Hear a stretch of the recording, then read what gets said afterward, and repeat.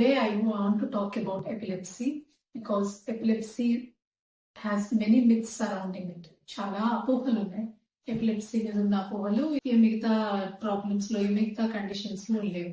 ఎందుకంటే మెయిన్ గా అమ్మాయిల గురించి మనం ఎపిలెప్సీ గురించి మాట్లాడుకుంటే అమ్మాయిల తల్లిదండ్రులు ఎక్కువ అస్సలు అపోహలు ఎంత ఉన్నాయంటే ఫిట్స్ ఉన్నాయని చెప్పి ఎవరికి చెప్పరు. సో ఈ ఫిట్స్ ఉన్నాయని చెప్పకపోవడం వలన ఆ ఫిట్స్ మందులు సరిగ్గా వాడరు. ఆ ఫిట్స్ మందులు సరిగ్గా వాడకపోవడం వలన అమ్మాయిలు ఎప్పుడు స్ట్రెస్ కి బాగా లోన్ అవుతారు, ప్రెగ్నెన్సీలో స్ట్రెస్ కి లోన్ అవుతారు. సో ఈ టైంలో ఈ అది వరకు ప్రీవియస్ గా ఫిట్స్ ఉన్నాయన్న విషయం దాచిపెట్టడం వల్ల ఆ ప్రెగ్నెన్సీ టైంలో ఫిట్స్ ఎక్కువైపోతాయి. ఫిట్స్ ఎక్కువైపోతే ఆ టైంలో ఫిట్ వస్తే బేబీకి మంచిది కాదు, తర్వాత మదర్ కూడా చాలా డేంజరస్ అవుతుంది.